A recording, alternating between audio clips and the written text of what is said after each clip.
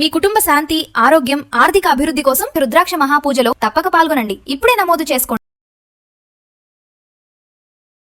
నమస్తే, welcome back to Suman TV. Present మనతో పాటు ఉన్నారు జ్యోతిష్య, మంత్ర, యంత్ర, తంత్ర, వాస్తు, శకున శాస్త్ర నిపుణులు ముక్కామల చంద్రశేఖర్ శర్మ గారు. నమస్తే అండి. నమస్కారం అమ్మా. శర్మ గారు, నేను కొన్ని క్వశ్చన్స్ తీసుకున్నాను ఈరోజు. జనరల్గా చాలా మందికి సందేహాలు ఉన్నాయి వీటిపైన. అంటే తెలిసిన టాపిక్సే, కాకపోతే ఇంకా కొంతమందికి మనం క్లుప్తంగా డీటెయిల్గా ఎక్స్ప్లెయిన్ చేద్దాం. అందులో ఒకటి ముందుగా అంటే దిష్టి. చాలా మంది ఏంటంటే దిష్టి తీయించుకుంటా ఉంటారు. అంటే ఈరోజు నాకు కొంచెం బాగాలేదు, నాకు దిష్టి తీయండి అంటారు. దిష్టి తీసి పడేస్తూ ఉంటారు కొంతమంది. అంటే అసలు దిష్టి అనేది ఎందుకు తీస్తారు, అది అసలు దాని బ్యాక్గ్రౌండ్ ఏమైనా హిస్టరీ ఉందా? ఇంకా దానికి ఏంటంటే కొంచెం ఐటమ్స్ ఉంటాయి దిష్టి తీయడానికి కూడా, నిమ్మకాయ అని, ఎండుమిర్చి అని చెప్పి చాలా రకాలుగా ఉన్నాయి. ఒకసారి వాటి విశిష్టత ఏంటి, ఒకసారి దాని గురించి మనం క్లుప్తంగా మాట్లాడుతాం. అసలు దిష్టి అనేటువంటిది ఎందుకు చేస్తారు అని అంటే, ప్రతి మనిషి తను అందంగా ఉండొచ్చు, యావరేజ్గానూ ఉండొచ్చు, ఒక వ్యక్తి వెళ్తుండొచ్చు, లేదా అతను చేస్తున్న పనుల వల్ల అభివృద్ధిలోకి రావచ్చు. ఆ అభివృద్ధిలోకి రావడం వల్ల కానీ ఇంకేదన్నా కానీ పక్కనున్న మనిషి ఏంటంటే, ఇవాళ ఉన్నటువంటి పరిస్థితుల్లో ప్రతి మనిషి ఎదుటివాడు ఎదుగుతున్నాడు అంటే ఈర్ష్యపడే స్వభావం గలవాడు ఫస్ట్. కాబట్టి ఆ ఈర్ష్య ప్రభావం అనేటువంటిది ప్రతి మనిషిలోనూ ఉంటుంది. ఆ మనిషి ప్రభావం దానివల్ల ఏమవుతుందంటే, ఇతను బాగా ఎదుగుతున్నాడు, అభివృద్ధి చెందుతున్నాడు అనే మాట కనుక తన మనసులో పైకి అన్నాడు, పైకి నవ్వుతూనే ఉంటాడు, లోపల మనసులో ఇతను ఎదుగుతున్నాడు, అభివృద్ధి చెందుతున్నాడు అని మనసులో అనుకున్నాను అనుకోండి, ప్రతి మనిషిలోనూ మనకి నెగిటివ్ వైబ్రేషన్స్, పాజిటివ్ వైబ్రేషన్స్ ఉంటాయి. పాజిటివ్ వైబ్రేషన్స్తో అతను కోరుకుంటే మనకి అభివృద్ధి అనేటువంటిది చెందుతుంది. అదేవిధంగా నెగిటివ్ వైబ్రేషన్స్తో అతను కోరుకున్నాడు అనుకోండి, మనకి నెగిటివే వస్తుంది. ఆ నెగిటివ్ తోటి అతను ఆలోచిస్తాడు. కాబట్టి మన శరీరంలో అన్నిటికన్నా ముఖ్యమైన పార్ట్లు నయనం అంటే కళ్ళు. ఆ కళ్ళ ద్వారా ఒకసారి అట్లా చూసి ఇతను అభివృద్ధి చెందుతున్నాడు అని చూసాను అనుకోండి, అక్కడి నుంచి అవతల మనిషి అభివృద్ధి చెందడం నశించిపోతుంది. అంటే అభివృద్ధి చెందడము నశించిపోవడం ఒకటి. అది కాకుండా చిన్నపిల్లలు ఉంటారు, అప్పుడే పుట్టిన పిల్లలు కావచ్చు, 1 year 2 years చిన్నపిల్లలు చాలా అందంగా ఉంటారు. మనం రాగానే ఎత్తుకొని ముద్దాడుతూ ఉంటాము. ఎత్తుకోగానే వాళ్ళకి ఏంటంటే కనుక మనలో ఉన్నటువంటి ఒకసారి మనం వాళ్ళకి మంచి కోరినా, చిన్నపిల్లలు మనం వాళ్ళని ఏం అనలేము, కానీ అందంగా ఉన్నాడు అని, నేను బరువుగా ఉన్నాడనో ఏదో మనం ఒక కామెంట్ అయితే చేస్తాం. దానివల్ల మనకు వచ్చేటువంటి నెగిటివ్ వైబ్రేషన్స్ ఆ బేబీ మీద కానీ ఆ మనిషి మీద పడినప్పుడు అతను తట్టుకోలేక అనారోగ్యం కానీ, లేకపోతే కనుక ఏడుపు, ఇలాంటివన్నీ తలనొప్పి రావడం, వామిటింగ్స్ రావడం, మోషన్స్ అవ్వడం, ఇలాంటి కొన్ని ఆ సిచ్యువేషన్స్ కూడా జరుగుతుంటాయి. అప్పుడు అలాంటి వాటిల్లో ఏం చేయాలంటే కనుక మనం ఆ పాపను తీసుకెళ్ళి బాబు ఉప్పు, రాక్ సాల్ట్ అనమాట, రాళ్ళ ఉప్పు, ఎండుమిర్చి, తర్వాత రాళ్ళ ఉప్పు, ఎండుమిర్చి కనుక 3 సార్లు సవ్యంగాను 3 సార్లు వేయడం, అపసవ్యంగాను తిప్పి తీసుకెళ్ళి వీలైతే మంటల్లో వేసేసేయాలి. మంటల్లో వేస్తే అవి మంటల్లో ఎలా అయితే కాలిపోతాయి చిటిపట్లాడుతూ, ఆ దిష్టి ప్రభావం అనేటువంటిది అవతల వాళ్ళ నెగిటివ్ ఎనర్జీ కూడా అట్లా కాలిపోతుంది. ఎందుకంటే నెగిటివ్ ఎనర్జీ అనేటువంటిది తీసేయడానికి రాక్ సాల్ట్కి చాలా ఉన్నదనమాట, పవర్ ఉంది. ఆ పవర్ వల్ల ఆ నెగిటివ్ ఎనర్జీ అంతా వెళ్ళిపోతుంది, బాబు ప్రశాంతంగా నిద్రపోతాడు అనమాట. అదేవిధంగా పెద్దవాళ్ళకైనా సరే, మనం బయట నుంచి తిరిగి వచ్చాము, ఇతను కాస్త ఎండగా తల బాగా హెడేక్గా ఉంటుంది, దానివల్ల ఏంటంటే కనుక ఒకసారి దిష్టి కనుక తీయించుకున్నట్టయితే దానివల్ల ఏమవుతుందంటే కనుక ఈ నెగిటివ్ ఎనర్జీ అనేటువంటిది పోయి అతను తలనొప్పి కానీ తగ్గడం కానీ ప్రశాంతంగా మనసుతోటి తన పని తను చేసుకోగలుగుతాడు. ఇంకా కాకపోతే కనుక ఇంకొక రకమైన దిష్టి ఉంటుంది. ఏంటంటే కనుక మనం రోడ్డు మీద మనకు వెళ్తున్నప్పుడు మనకు తెలియకుండా అనేక రకాలైనటువంటి దిష్టి దోషాలు. కొంతమంది ఏంటంటే ఇప్పుడు ఇదివరకంటే పూర్వకాలంలో బొగ్గుల్లోనూ కుంపట్లలోనూ వాటిల్లోనే సరే, ఇప్పుడు పొయ్యిలు లేవు, ఇవి లేవు, గ్యాస్ స్టవ్ల మీద ఎవరు వేయరు.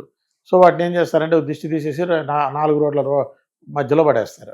అక్కడక్కడ మనం చూస్తూ ఉంటాము, ప్రతి చోట చూస్తుంటాం. ఉన్నప్పుడు మనం తెలియకుండా వెళ్ళిపోతాం. మనం ఏదో ఫోన్లో మాట్లాడుకుంటున్నాం, ఈ మధ్య ఫోన్లు వచ్చినాయి కాబట్టి కింద చూడడం, పైన చూస్తూ మాట్లాడుకుంటూ వెళ్ళిపోతాం. అది తొక్కినా కూడా ఆ నెగిటివ్ వైబ్రేషన్స్ అంతా మనకి అటాక్ అవుతుంది. అంటే వాటిని మనం తొక్కకూడదు అసలు, దాటకూడదు. తొక్కడం సమస్య దేవుడు. మనం మరి బండి మీద వెళ్తే బండి మీద వెళ్ళినా కూడా ఆ ప్రభావం కంపల్సరీగా మనకి పడుతుంది. దాని విషయం నెక్స్ట్ టాపిక్లో వద్దాం మనము. ఇది చిన్నపిల్లలకి ఇట్లాంటి దిష్టి తీసినవి మనం మళ్ళీ ఇంటికి వెళ్ళి దిష్టి తీసేసేసుకుంటే సరిపోతుంది. అందుకని అలాంటప్పుడు మనం ఏం చేయాలంటే పారే నీటిలో వేసేసేయాలి. పారే నీటిలో ఇప్పుడు మనకి ఆ కర్మ కూడా లేదు అనుకోండి, పారే నీళ్ళు ఎక్కడ చెరువులు లేవు, అన్నీ లేవు. సో మనం ఏం చేస్తామంటే కనీసము మిరపకాయలని పక్కన పెట్టేసి కేవలం రాక్ సాల్ట్ని మాత్రం తీసుకుని దిష్టి తీసేసి దాన్ని మన షింకులో లేదా ఒక మగ్గులో తీసుకుని నీళ్లు తీసుకుని మగ్గులో వేసేసి అది కరిగేంత వరకు ఉంచేసి దాన్ని షింకులో పోసేసేయడం మంచిది. ఎప్పుడైతే ఉప్పు కరిగిపోతుందో మన యొక్క దిష్టి కూడా పోతుంది. సో రాక్ సాల్ట్కి ఉన్నటువంటి మెయిన్ ప్రధాన లక్షణం అనేటువంటిది మనకు ఉన్నటువంటి నెగిటివ్ ఎనర్జీని దూరం చేస్తుంది. ఇది ఒక రకమైన దిష్టి మాత్రమే. ఇందులో అనేక రకాలైన దిష్టిలు ఉన్నాయి. ఇంకోటి చెప్తాను ఏంటంటే ఈ చాలా ఉన్నాయి, చేతబడి, చిల్లంగి అని మన క్షుద్రశక్తులు, మంచి దేవతా శక్తులు ఏ విధంగా ఉన్నాయో కూడా ఉంటాయి. క్షుద్రశక్తులు అనేటువంటివి ఉంటాయి. క్షుద్రము అంటే ఏమి లేదు, అదే దేవతని మనం రివర్స్లో చేస్తే చెడు చేస్తుంది. మంచి చేస్తే మంచిగా పూజించామనుకోండి మంచి చేస్తుంది, చెడుగా చేస్తే చెడు చేస్తుంది. అంతే రిఫ్లెక్షన్. ఇప్పుడు మనం ఏంటంటే ఒక మనిషితో మంచి మాట్లాడాం అనుకోండి, అతను మనతో బాగా మాట్లాడతాడు. మనం అతను తిట్టామనుకోండి అవతల కూడా తిడతారు. అంతే కదా, సేమ్ రియాక్షన్ అనమాట. అలా తిట్టినప్పుడు కొంతమంది ఏంటంటే నేను నీకన్నా బలవంతుడిని అన్నప్పుడు మీరు ఏం చేస్తారు, నన్ను ఏం తిట్టలేరు, చేయలేరు. తిడితే వీడు రేపు ఏమైనా కొడతాడేమో, ఎక్కడికైనా వెళ్ళినప్పుడు ఏమైనా చేస్తాడో భయం ఉంటుంది.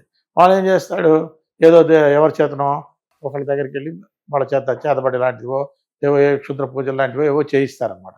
ఆ తీసినప్పుడు అవి తీసుకొచ్చేసేసి మీ పేరు మీద కానీ ఏమన్నా తీసుకొచ్చి రోడ్డు మీద పడేస్తారు. అవి తీసేస్తే ఆ ఎఫెక్ట్ మీకు ఇమీడియట్గా తగులుతుంది. ఎందుకంటే మీ పేరుతో చేస్తారు కాబట్టి మీకు ఆటోమేటిక్గా వస్తుంది. అది కాకుండా ఆ రోడ్డు మీద వెళ్ళే ఎన్ని వెహికల్స్ వెళ్తాయో వాటి మీద కూడా ప్రభావం అనేటువంటి చూపిస్తుంది. బ్లాక్ మ్యాజిక్ ఉన్నాయండి, చేస్తున్నారా? 100 పాళ్ళు 100% ఉంటాయి. అంత శక్తి ఉంటుందా? 100% ఉంది. దానివల్ల ఏంటంటే కనుక ప్రస్తుతానికి అంటే దానివల్ల ఆర్థిక సమస్యలు ఎదురవుతాయి. మీరు ఉన్నటువంటి మంచి పీక్లో ఉంటారు, బాగా సంపాదన, ఆర్థికంగా సంపాదన జరుగుతుంది, తప్పన మీ బిజినెస్ ఆగిపోతుంది, డబ్బులు రావడం ఆగిపోతాయి. ఫస్ట్ సమస్య ఆర్థిక సమస్య మీద పడుతుంది. నెక్స్ట్ సమస్య ఆరోగ్యం, హెల్త్ రీచ్ మెల్లమెల్లగా డౌన్ అవుతూ వస్తుంది, డౌన్ఫాల్. మనం అందరం ఏమైంది ఉన్నటువంటి మనకి ఇంత లాభాలు వచ్చినా ఏమైనా తన్నుకులాడుతూ ఉంటాం. సరే జ్యోతిష్యుల దగ్గరికి వెళ్తారు, జ్యోతిష్యులు మాత్రం ఏం చేస్తారు, ఇవన్నీ చెప్పలేరు అందులో. ఎందుకంటే గ్రహచక్రంలో జ్యోతిష శాస్త్ర ప్రకారం మీరు అందులో చూసుకున్నారనుకోండి, చక్రము మీరు చేతబడి చేశారా, చిల్లింగ్ చేశారా, లేకపోతే ఇంకోటి చేశారా, మీకు ఎవరైనా పూజ చేశారా అనేటువంటి ఎవరు చెప్పలేరు. జ్యోతిష శాస్త్ర ప్రకారం అమ్మ ఇదిగో ఈ పరిస్థితి ఉంది, ఈ గ్రహం ఇట్లా ఉంది, దీనికి మీకు కొద్దిగా వీక్గా ఉంది కాబట్టి దీనికి జపం చేయించుకోండి, పూజ చేయించుకోండి, లేదా గుడికి వెళ్ళి టెంపుల్కి వెళ్ళి చేయించుకోండి, ఇంకేదైనా దానం చేయండి, ఆవుకి అరటిపళ్ళు పెట్టండి అని ఏవో రెమెడీస్ చెప్తారు. ఆ రెమెడీస్ చేసినా కూడా తగ్గదు. ఎందుకు చేద్దానంటే చేసింది వీడు వేరే ప్రయోగంతో చేశాడు కాబట్టి. సో అలాంటప్పుడు చేసి రోడ్డు మీద పడేసాడు, అది మనం తొక్కాం. అవి తొక్కాలంటే మళ్ళీ ఎవరి దగ్గరికన్నా అలాంటి వ్యక్తి దగ్గరికి వెళ్ళి అవి ఇమీడియట్గా తీయించుకుంటే అది ఆ ప్రభావం కూడా ఇమీడియట్గా వెంటనే ఇప్పుడు తీయగానే ఇమీడియట్ తగ్గదు. అది మినిమం 11 days నుంచి 21 days పడుతుంటాయి. ఆ 21 days అంటే గ్రాడ్యువల్గా తగ్గుతూ వస్తుంది అన్నమాట. ఏం లేదమ్మా, సింపుల్ మన సైంటిఫిక్గా చెప్పాలంటే సపోజ్ మనకు మలేరియా అటాక్ అయిందంటే ఇమీడియట్గా మీరు నీరసంతో ఒక 3 days పడుకున్నాం మనము, తీసుకోగానే వాడు డాక్టర్ దగ్గరికి వెళ్ళాం, ఆయన క్లోరోఫినో ట్యాబ్లెట్ ఏదో ట్యాబ్లెట్ కోర్సు 5 days వాడండి అమ్మా అంటారు. వాడారు, 5 రోజులు వాడితే జ్వరం తగ్గుతుంది, కానీ నీరసం అనేటువంటిది ఉంటుందా ఉండదా? ఎప్పటి రోజుల వరకు ఉంటుంది? మినిమం 15 days ఉంటుంది. టైఫాయిడ్ అయితే 1 రోజులు ఉంటుంది. ఎందుకంటే యాంటీబయాటిక్స్ వాడతారు, అనేక రకాలుగా ఆ మందు ప్రభావం మన శరీరానికి కంప్లీట్గా బూస్టింగ్గా రావాలి. అలాగే మనం చేసేటువంటిది ఈ దిష్టి తీయడం కూడా మన శరీరానికి ఆ మంత్రం మీకు మళ్ళీ ఫర్దర్గా డెవలప్ కానికుండా అడ్డుపడుతుంది, గ్రాడ్యువల్గా తగ్గిస్తూ వస్తుంది అనమాట. సో ఇలాంటివన్నీ దిష్టి దోషాలు అనేక రకాలుగా ఉన్నాయి, ఒక్కొక్కరు ఒక్కొక్క రకంగా చేస్తుంటారు అనమాట. సో వీటిని ఏంటంటే కానీ జాగ్రత్తగా గమనించుకొని మనం చేసుకోవడం మంచిది. రోడ్డు మీద వెళ్ళేటప్పుడు అత్యంత జాగ్రత్తగా వెళ్ళటం. సో దాని ఎఫెక్ట్ కూడా పడుతుంది, అది కనుక తొక్కితే మనం అది పడుతుంది. ఇంకొక విషయము, ముఖ్యమైన విషయం ఏంటంటే, అంటే నేను ఆడవాళ్ళని కామెంట్ చేస్తున్నానని కాదు, ఆమోదిస్తున్నాను. అమావాస్య రోజు కానీ ప్రతిరోజు మిట్ట మధ్యాహ్నం 12 గంటలకు కానీ జుట్టు విరబోసుకొని ఎటువంటి పరిస్థితుల్లో బయటికి వెళ్ళకూడదు. మిట్ట మధ్యాహ్నం 12 గంటల నుంచి 1 గంట వరకు, తర్వాత అమావాస్య రోజున, అష్టమి రోజున, ఈ 3 రోజుల్లో జుట్టు విరబోసుకొని వెళ్ళకూడదు. దట్టు మీ తలంటు పోసుకొని అసలు వెళ్ళకూడదు. ఆ గంట సేపు ఆ రోజు అవాయిడ్ చేయడం మంచిది. కంపల్సరీ వెళ్ళాలి బయటికి అన్నప్పుడు మీరు ఒక క్లిప్ పెట్టుకున్నా, రబ్బర్ బ్యాండ్ పెట్టుకుని బయట జడ వేసుకుని వెళ్ళడం చాలా మంచిది. ఎందుకంటే ఈ ఎఫెక్ట్లన్నీ ఇవాళ రేపు ఇవేమున్నాయి అని అంటే బాధపడేది ఎవరు కాదు, వాళ్ళే వాడతారు. కాబట్టి చాలా కేర్ఫుల్గా ఉండటం చాలా మంచిది. నమస్తే.